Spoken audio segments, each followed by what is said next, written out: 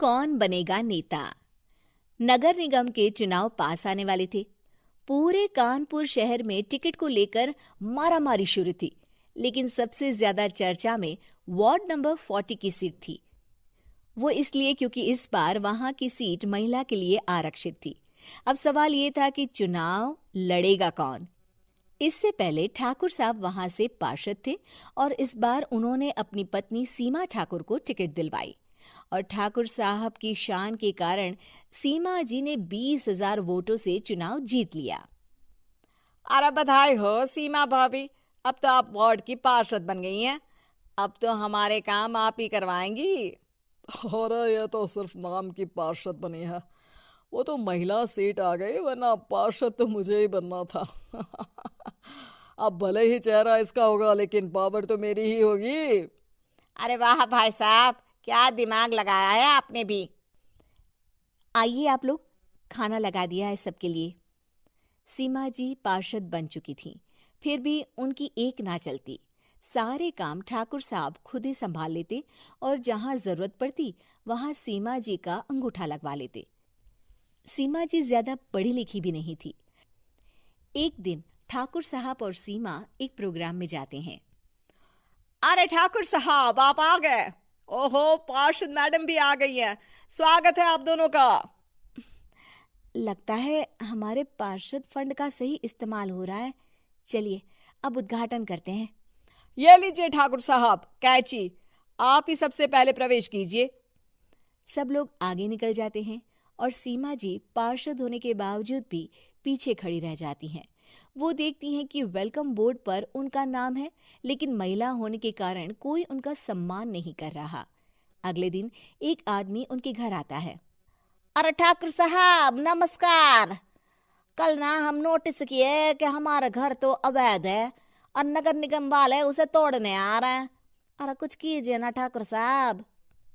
देखो भाई, मैं तो ज्यादा कुछ कर नहीं सकता, पर अगर तुम सबकी जेब गर्म कर दो तो कुछ हो सकता है। कुल मिलाकर 4 लाख लगेंगे।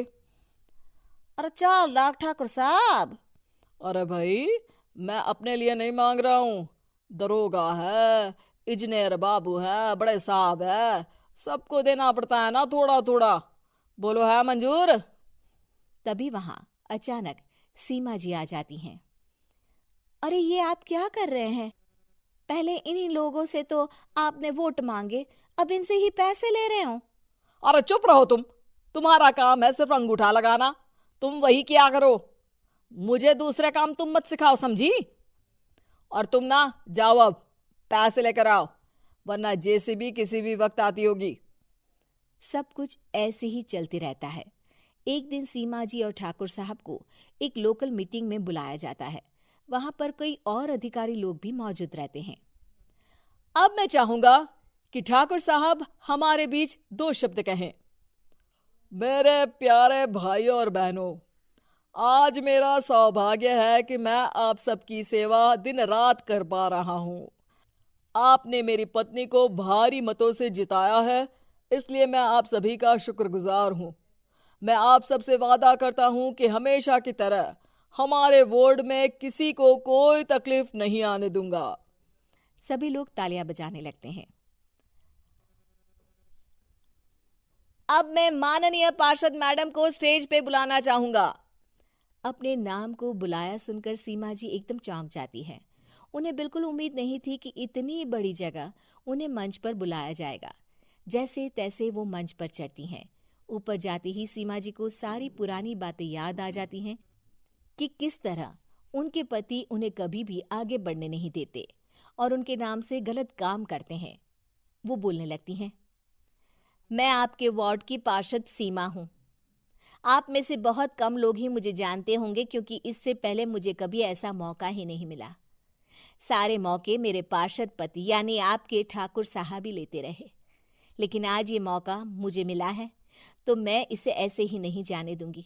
मैं आपको ये बताना चाहती हूँ कि आपके ठाकुर साहब मेरे नाम की आड़ में गैर कानूनी काम करते हैं, जिस पर अंगूठों के निशान मेरे होते थे। इसीलिए मैं अपनी गलती मानती हूँ और आज अपने पद से इस्तीफा देती हूँ, ताकि आगे से कोई गलत काम ना हो पाए। अब फैसला आप सबके हाथ में है कि आप हमें क्या सजा देना चाहते हैं। सीमा जी की बातें सुनकर ठाकुर साहब के चेहरे का रंग उड़ जाता है और वो शर्म से मुंह नीचा करके वहां से चले जाते हैं और पद से इस्तीफा देकर ही सही सीमा जी अपने आप में आत्मविश्वास महसूस करती हैं।